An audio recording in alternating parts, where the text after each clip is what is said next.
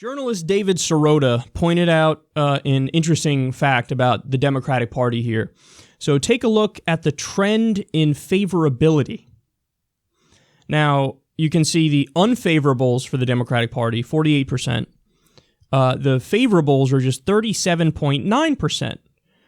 And there's from September 1st, it looks like, and on, there's been this giant dip where the favorables have been plummeting. The unfavorables have ticked up slightly, but most importantly is the favorables have plummeted. Why is this? Well, if you actually look at the main arguments the Democrats have been using from about that point and on, it's been Russia.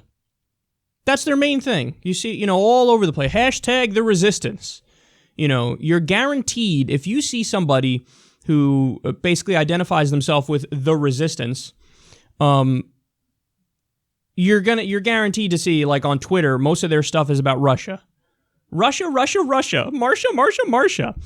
And, I've been arguing against using that as the main line of attack against Trump because I think a lot of it's overblown. So let me be clear about something. Am I concerned about certain things? Yes. So, for example, I don't support the sanctions Obama did against Russia for the so-called election interference because I don't see any evidence for it. They claim, there's secret evidence that the intelligence agencies are only sharing with us. Yeah, but if you really had the evidence, why wouldn't you just release it? So what do you mean? Just trust us. I'm not going to trust you. I don't fucking trust the government when they say trust us. That's dumb. So I wouldn't have done the sanctions over the election hacking because also, furthermore, even if they had done that, the WikiLeaks information was vital, and all of us should have seen it. Now, I would have liked to see what was happening in the DNC and the RNC, because I believe in transparency for people in power, and that's what this is. So I think we should have seen that anyway, and now the Democrats are saying, ignore the substance, don't talk about the substance of the leaks, just be angry at the fact that there are leaks. But no, we learned about how the sausage is made, and it's fucking corrupt and ugly and gross, whether it's Donna Brazile leaking Hillary Clinton questions or Debbie Wasserman Schultz pressuring MSNBC and the media and telling Morning Joe, I'm going to talk to your boss if you don't give us more favorable coverage, or celebrating closed primaries because they know Hillary has a better chance when fewer people vote and you exclude millennials and independents from the process. So we should have learned all that stuff anyway. But the Democrats are using this line of attack, and it's just gotten out of control. Now, I would be concerned if the Trump administration rolls back the sanctions over Crimea. Now, this Crimea situation is totally separate from this so-called election interference. The election interference, I think, is, it's mostly made up, and people are going too far, and they're being too punitive, and they want to escalate too much with Russia over it. For the Crimea thing, I understand the sanctions on that, and if you were to roll back those sanctions for that, then that's concerning. The only other thing with Russia that concerns me is it is true that Paul Manafort, one of his top campaign officials previously, did have connections with Russia, and that's a matter of public record. He did, financial work or business stuff with the pro-Russia faction in Ukraine.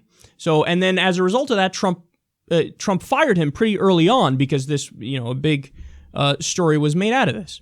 So that's also an issue. And the fact that he picked Rex Tillerson for Secretary of State, and Rex Tillerson had a multi-billion-dollar oil deal with Russia that was going to go through, but then Obama had blocked it back over Crimea. He said, look, this is one of the sanctions we're going to put against them. That deal that ExxonMobil had, and Rex Tillerson was the CEO of ExxonMobil, that deal that ExxonMobil had with Russia, forget that, so that everybody loses out on a lot of money because we can't just have you jacking Crimea. Putin can't just jack Crimea.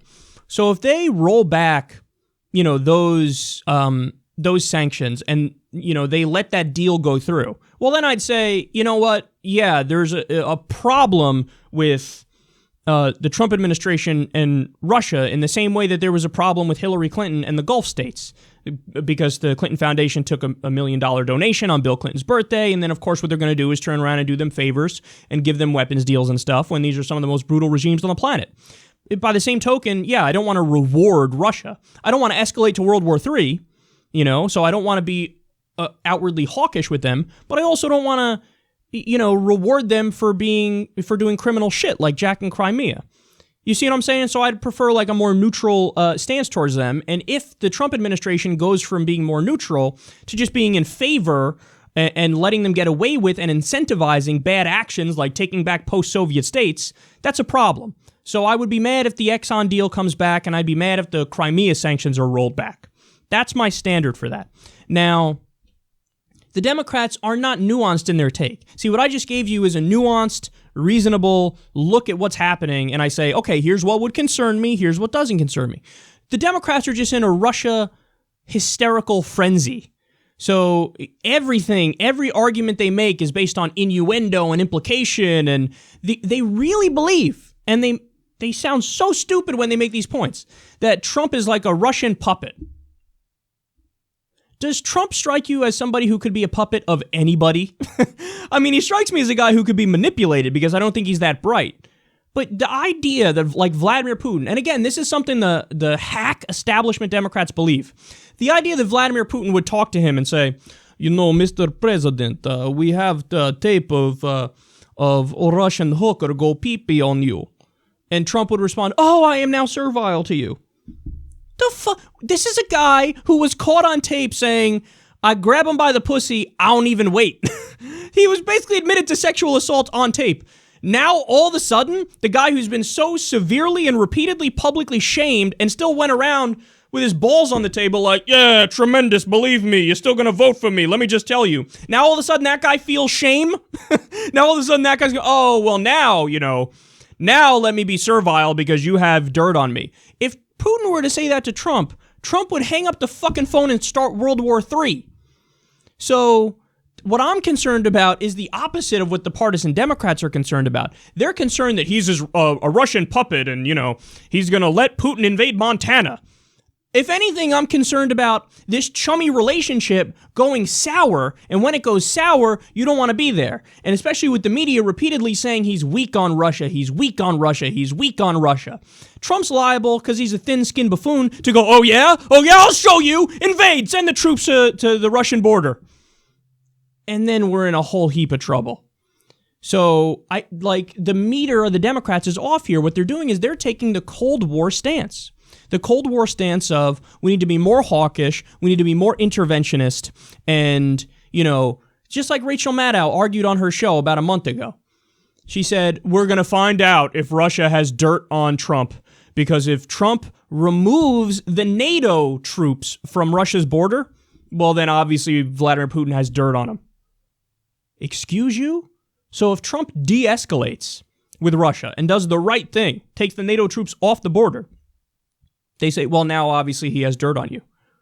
Or Trump is doing a policy that you would have all cheered Obama for doing. There's a great article in The Intercept this morning, actually, about how literally the same policies that Obama pushed for, remember, Obama said to Mitt Romney in the 2012 debates, when Mitt Romney said, Russia is our biggest foe, or something like that, Obama was like, the 1980s called, they want their foreign policy back. And all the Democrats, oh, yeah, he's so right, Russia. Why fucking escalate with Russia? Don't be stupid. Now, all of a sudden, everything flipped. And one of Obama's, policies that he defended more vociferously than almost any other policy, which was not arming rebels in Ukraine. Now, all of a sudden, the Democrats are attacking Trump for taking the same position. Trump says, I don't want to arm the rebels in Ukraine. Like, oh, Kremlin puppet, you're Putin's bitch. Well, you guys all defended Obama when Obama had the same policy.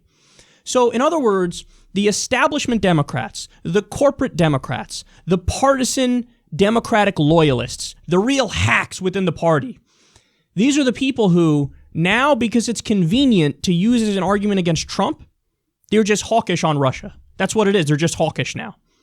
Anything that escalates further with Russia, anything that pushes us closer to World War III, whether it be in Syria, whether it be in Ukraine, whether it be with sanctions, whatever it is, they're in favor of it. So they now agree, the partisan Democrats now agree 100% with Lindsey Graham and John McCain, the most hawkish elements of the Republican Party. Are you proud of yourself? And by the way, as a result of this is it. Now again, causation doesn't equal correlation, so there are obviously other factors that go into it, but I don't think it's a coincidence that the main argument that establishment Democrats have been using is Russia, Russia, Russia, Russia, Russia, Russia. And the result of it is the unfavorables tick up and the favorable numbers go down. And now 48% say, yeah, I view the Democrats unfavorably, and only 37.9% say I view them favorably. And again, when the main argument became Russia, Russia, Russia, Trump's a puppet of Putin, then the people said, these fucking Democrats are so stupid. Guys, this is what happens when your whole strategy is just blind resistance. You're going to fuck up because that's mindless and that's obstinate. And the real way to do it is, yes, when it comes to issues where Trump is dead wrong, obstruction through and through, I wouldn't give an inch, I wouldn't give a millimeter. So he wants to pollute the waterways, allow coal companies to pollute the waterways. I'm not giving an inch, bitch. You want to ban all Muslims from the country? I'm not giving an inch. You name it, deregulate Wall Street further? I'm not giving an inch. But when he does something like kills TPP, when all of a sudden you flip and now you're pro-TPP, well then, that's a shitty position to take because that's massively pro-establishment, massively pro-corporate, and it shows the working people you don't really care about them. You're just reactionary. And it's usually the right that's supposed to be reactionary. That is reactionary. But now partisan Democrats are reactionary as fuck. Because when Trump says, hey, maybe we don't do war with Russia, they're like, oh, you naive idiot, of course we need war with Russia. Wait, what? That's crazy. So you need not only obstruction when necessary, but you need to hold him accountable, which is a different thing completely. And hold him accountable when he says stuff like, I'm not going to cut Medicare, I'm not going to cut Social Security. Your counter-argument shouldn't be, now I want to cut them. It should be, no, okay, we're going to hold you to that. Just like Bernie Sanders did on the floor in the Senate. Hey, here's your tweet. I'm going to hold you to this. You said the other Republicans want to cut those programs. You don't want to cut them, so I'm going to hold you to it. You said you want to do an infrastructure bill. I'm going to hold you to it. Guys, this is how you fight, and this is how you do it. But now the Democrats are lost up their own ass with this Russia nonsense. And probably the biggest part that you're missing is you have to provide a vision for the American people. So in other words, you can't just, all your arguments can't just be based around Trump. It can't just be, we're against this. You have to say, okay, you know what he's in favor of because he's showing you right now. For example, he just, his first move as president was to sign an executive order that rolled back a tax cut for middle-class Americans. It was a first-time homebuyer effective tax break. So he rolled that back. He shows you his true colors. He shows you he's not looking out for the middle class and working people. But what do we stand for? What do the Democrats stand for? We're going to fight for Medicare for all, single payer, healthcare for everybody. We're going to catch up to every other modern nation. In fact, we want to be in front of them, and we want to be number 1 in healthcare in the world instead of number 37, which we are according to the World Health Organization. We want to address the student loan debt crisis. Over $1 trillion in student loan debt. There are people who are senior citizens who are still paying off student loans. That's crazy. If Slovenia can provide free college for everybody, so can we. That's what we're going to do. This is what you fight for. We believe in a living wage, and we're not going to stop. We're going to be ruthless in pursuit of that end. So, living wage for everybody, make the minimum wage a living wage and chain it to inflation. This is what we have to do. This is what we're going to fight for. We're going to stop the unnecessary nation building. We're going to stop all this imperialist garbage that we've been doing. We have 800 military bases around the world, and it costs us $100 billion to maintain. We're going to roll that back. We're going to fight that. So, but the Democrats aren't talking about any of that stuff. Only person, Bernie Sanders, maybe some of the time, Elizabeth Warren, and some Democrats in the Progressive Caucus. But outside of them, all the established Democrats, Russia, Russia, Russia, and then they wonder why their favorability numbers suck. Even when buffoon boy Donald Trump is president, you have an authoritarian lunatic as president, and the Democrats' numbers are plummeting because your arguments are just that bad. You have to provide a vision for the future, and the vision needs to be a social democratic vision, a vision where there's unions that fight for workers, a vision where we reduce income inequality, a vision where we have a new green economy, a renewable energy revolution to make it so that we fight climate change and create jobs. You need a New Deal to create so many new jobs. I mean, this is what you have to do. This is what you have to talk about. Re-regulate Wall Street to prevent another crash. Fight for vacation time. This is such an easy winner for the Democrats. Hey, why don't you come out there and argue for paid time off by law? Paternity leave, maternity leave, sick days and vacation time. Every other modern nation has it. Every other one. In fact, for maternity leave, we're one of 3 nations in the world that doesn't have it. Forget modern nations, in the world. Oman, Papua New Guinea, and the U.S. The only 3 that don't have paid maternity leave by law. So you have all these issues that are just such easy winners for the Democrats. Just go out there and say, we're in favor of paid vacation days by law. Here's the number of days we want to do it. Here's how we want to fund it, partially by the government, partially by the business. If you're a bigger business, smaller businesses, it's fully funded by the government. However you want to do it. Craft a smart, intelligent policy. Look at the way they do it in other nations. And then come back and say, this is what we are in favor of. And then make Donald Trump and make the Republicans say, we're against it. And then you run your fucking political ads in the next election that say, Donald Trump claims to be for working people, but he wouldn't even agree to 2 weeks paid vacation by law to make the U.S. catch up to the rest of the modern world. He wants you to work until you die. Dun, dun, dun. Like, this is what you do. But they don't know how to do it because they don't care about the policies. They don't care about fighting for the people. They just care about any argument I think might work against Trump. And by the way, their meter and their gauge of how that is way wrong. It's just dead wrong. We think we'll win if we just scream Russia. You would have a better chance of beating Trump and, winning in the 2018 election, never mind the 2020 election.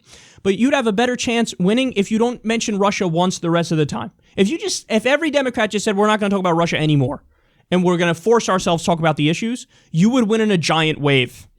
But if all you do is talk about Russia, which it looks like is going to be your main thing here, well then, don't be upset when you either pick up a few seats and not nearly as many as you need, or if you even lose more. So, it's so sad. By the way, what's the answer here? I know everybody knows the establishment Democrats, the corporate Democrats, they're not going to listen to me. A random YouTube post. Do you think you know what you're talking about? Actually, yeah, I do. I predicted the election way better than any of the fucking mainstream pundits. But they're not going to listen to me, so who does take a similar approach to me? Justice Democrats. I'm co-founder of Justice Democrats, and the whole idea behind that is to have Democrats with backbone who, when they oppose Trump on the right issues, they say, we're not going to give a fucking millimeter, we're not going to give anything. So we'll fight you. And we'll fight you strong, but also they are primarily focused on the issues. Take no corporate money, no billionaire money. So corruption is out the window. We're only taking small money donations from regular people, so that's who we're going to represent. And furthermore, we're issues focused. That's what it is. I mean, all we're about is the issues. You want a Medicare for all system? You want a minimum wage that's a living wage? You want to end the unnecessary nation building? You want to rein in the NSA and all the civil liberties violations our government is doing? You want to fight climate change? That's all we're about. We're only about the issues, and we take these positions because it's what you, the American people, want. So we're actually going to fight for the people, that radical idea in a democracy. So that's the answer. And if you haven't, done it yet, go to justicedemocrats.com and sign your name in support, man. So that's the direction we have to go in. The Democratic Party, even in the age of Trump, the era of Trump, the Democrats have become more disliked. That's how bad their arguments are and their strategies are. I mean, really, think about that and let that marinate in your skull a little bit, because that's beyond pathetic.